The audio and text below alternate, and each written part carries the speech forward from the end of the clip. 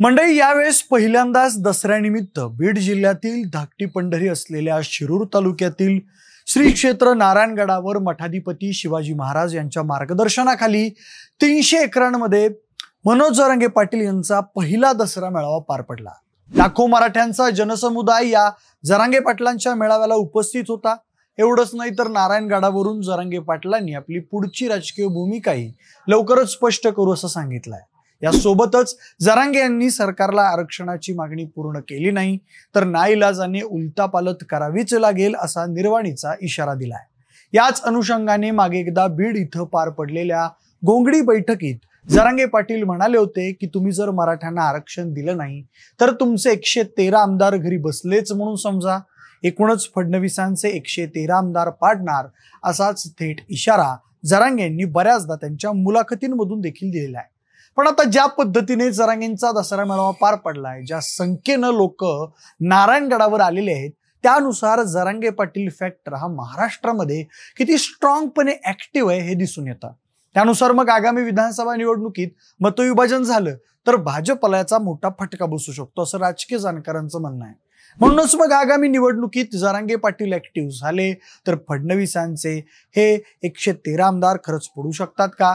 नेमके कोण आहेत हे 113 आमदार ज्यांचा या जरांगे फॅक्टरमुळे पराभव होऊ शकतो, हेच आपण आजच्या या व्हिडिओच्या माध्यमातून बघणार आहोत। नमस्कार, मी प्रथमेश आणि तुम्हाला तर माहिती आहे आपला विषयच भारी। मंडळी, नारायणगडावरून दसरा मेळाव्यामध्ये बोलत असताना आचारसंहिता लागल्यानंतर मुख्य भूमिका स्पष्ट करणार असल्याचं मनोज जरांगे पाटील यांनी म्हटलं होतं। याचसोबत तोपर्यंत आपण शांत राहणार असल्याचंही ते म्हणाले होते। राजकारणातल्या प्रवेशाबाबत त्यांनी कोणतीही भूमिका स्पष्ट केली नसली तरी आचारसंहिता लागण्यापूर्वी आरक्षण मिळालं नाही तर आपण भूमिका घेणार असल्याचं सूचक वक्तव्य त्यांनी केलं होतं। त्याबद्दल बोलताना जरांगे पाटील म्हणाले होते की लवकर निर्णय घ्या असं मला सांगितलं जात आहे। त्यांना तयारी करायला वेळ लागणार असल्याचं ते सांगत आहेत। मात्र गेल्या 13 महिन्यांपासून आपण तयारीच केली आहे, त्यामुळे आचारसंहिता लागण्यापूर्वी सरकारनं आरक्षण जाहीर करावं, नाहीतर आचारसंहिता लागल्यानंतर आपण आपली भूमिका स्पष्ट करणार असल्याचं मनोज जरांगे पाटील यांनी म्हटलंय। मराठा समाजाची मुलं प्रशासनात गेली पाहिजेत, मात्र त्यांना जाऊ द्यायचं नाही अशी काही लोकांची इच्छा आहे।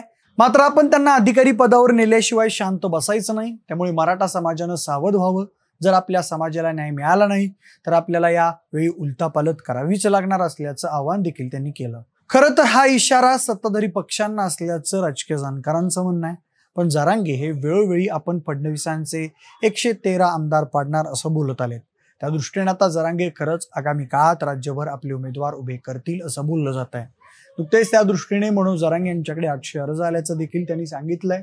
पण जर खरंच जरांगे पाटलांनी राजकीय भूमिका घेतली तर मग जरांगे फॅक्टरमुळे भाजपचा आणि महायुतीचा कोणत्या जागांवर पराभव होऊ शकतो हे आता आपण एक एक करून पाहूया।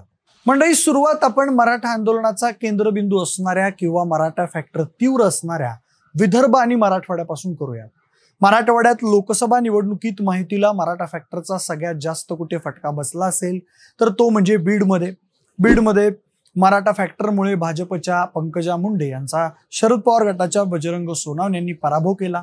यानुसार बीडमधील धनंजय मुंडे, प्रकाश सोळंके, लक्ष्मण पवार, नमिता मुंदंडा, बाळासाहेब आजबे या नेत्यांसाठी जरांगे पाटील म्हणजे धोक्याची घंटा असणार आहे। तर संभाजीनगरमध्ये हरिभाऊ बागडे, अब्दुल सत्तार, प्रशांत बंब, अतुल सावे, संजय शिरसाट, रमेश बोरणार या नेत्यांसाठी जरांगे पाटलांचे उमेदवार डोकेदुखी ठरू शकतात। आता धाराशिव बद्दल बोलायचं झाल्यास धाराशिवमध्ये ठाकरे गटाच्या ओमराजे निंबाळकर यांनी दणक्यात विजय मिळवला। आता इथे त्यांचा वैयक्तिक करिश्मा असला तरी जरांगे फॅक्टर सुद्धा त्यांच्या विजयासाठी तितकाच कारणीभूत ठरला। जिल्ह्यातील ज्ञानराज चौगुले, तानाजी सावंत, राणा जगजितसिंह पाटील या नेत्यांना इथे जरांगे फॅक्टरचा फटका बसणार असं दिसतंय। त्यानंतर नांदेडमध्ये देखील लोकसभेला महायुतीला जरांगे फॅक्टरचा फटका बसून काँग्रेसचे वसंतराव चव्हाण आपल्याला विजयी झालेले पाहायला मिळाले होते। त्यामुळे नांदेडमधील भीमराव केराम, तुषार राठोड, राजेश पवार, बालाजी कल्याणकर या आमदारांना यावेळी ते मराठा फॅक्टर पासून सावध राहावं लागेल। मंडळी, मराठा आंदोलनाचा तीव्र इम्पॅक्ट असणारा मराठवाड्यातील अजून एक जिल्हा म्हणजे जालना। मराठा आंदोलनामुळेच भाजपच्या रावसाहेब दानवे यांना इथून पराभवाचा सामना करावा लागला। या मतदारसंघात भाजपा आमदार बबनराव लोणीकर, नारायण कुचे, संतोष दानवे यांच्यासाठी ते धोक्याची घंटा असू शकते। परभणी जिल्ह्यात मेघना बोर्डीकर आणि मोहनराव फड यांना जरांगे पाटलांच्या उमेदवारांचा फटका बसू शकतो। असं बोललं जात आहे। तर हिंगोलीमध्ये तानाजी मुटकुळे आणि लातूरमध्ये संभाजीराव पाटील निलंगेकर आणि अभिमन्यू पवार या आमदारांना टेन्शन असणार आहे। मंडळी, लोकसभा निवडणुकीत मराठवाड्यानंतर भाजपला सगळ्यात जास्त कुठे फटका बसला असेल तर तो म्हणजे विदर्भामध्ये। विदर्भात नागपूरमधील समीर मेघे, अमरावतीतील रवी राणा, यवतमाळमधील संजीव रेड्डी बोतकुलवार, संजय राठोड, संदीप धुर्वे, अशोक उईके, अकोल्यातील रणधीर सावरकर, हरीश पिंपळे, वर्ध्यातील समीर कुणावर, पंकज भोयर, दादाराव केचे, बुलढाण्यातील श्वेता महाले, आकाश पुणकर, संजय कुटे, संजय रायमुलकर, वाशिममध्ये लखन मलिक, राजेंद्र पाटणी, चंद्रपूरमध्ये सुधीर मुनगंटीवार या नेत्यांना जरांगे पाटलांचा फटका बसू शकतो। म्हणजे उत्तर महाराष्ट्रातील जळगाव आणि नाशिक या जिल्ह्यामध्ये मराठा फॅक्टर सुद्धा तीव्र आहे। त्यामुळे जळगावमधील आमदार मंगेश चव्हाण, गिरीश महाजन आणि नाशिकमधील दिलीप बोरसे, राहुल आहेर, राहुल ढिकळे, देवयानी फरांदे, सीमा हिरे, नरहरी झिरवाळ, दादा भुसे, सुहास गांधे या नेत्यांना जरांगे पाटील फॅक्टरचा फटका बसू शकतो। आता आपण वळूयात पश्चिम महाराष्ट्राकडे। पश्चिम महाराष्ट्रामध्ये अहमदनगरमधील राधाकृष्ण विखे पाटील, मोनिका राजाळे, बबनराव पाचपुते, पुण्यातील राहुल कुल, दत्तामामा भरणे, सोलापुरातील विजयकुमार देशमुख, सुभाष देशमुख, राम सातपुते, सचिन शेट्टी, शहाजी बापू पाटील, साताऱ्यातील जयकुमार गोरे, महेश शिंदे, शंभूराजे देसाई, सांगलीतील सुरेश खाडे, सुधीर गाडगीळ, कोल्हापुरातील प्रकाश आंबेडकर या नेत्यांना मराठा उमेदवारांचा फटका बसू शकतो असं बोललं जात आहे। या व्यतिरिक्त कोकणातील जरांगे पाटील यांना अंगावर घेणाऱ्या नितेश राणे, रामदास कदम, भरतशेठ गोगावले यांना जरांगे पाटील यांच्या उमेदवारांचा फटका बसू शकतो। तर बघा मंडळी, हे असे काही नेते आहेत ज्यांना आगामी विधानसभा निवडणुकीत जरांगे पाटलांनी जर आपले उमेदवार उभे केले तर त्या मतविभागणीचा मोठ्या प्रमाणावर फटका बसू शकतो। पण आता आचारसंहिता अखेर लागली आहे, त्यामुळे जरांगे पाटील नेमकी काय भूमिका घेतात हे पाहावं लागेल।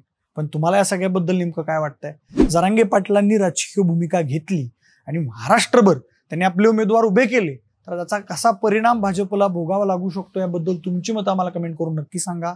जर हा व्हिडिओ आवडला असेल तर लाईक आणि शेअर करा। सोबतच आपल्या विशेष भारी या YouTube चॅनलला देखील सबस्क्राईब करायला अजिबात विसरू नका। धन्यवाद।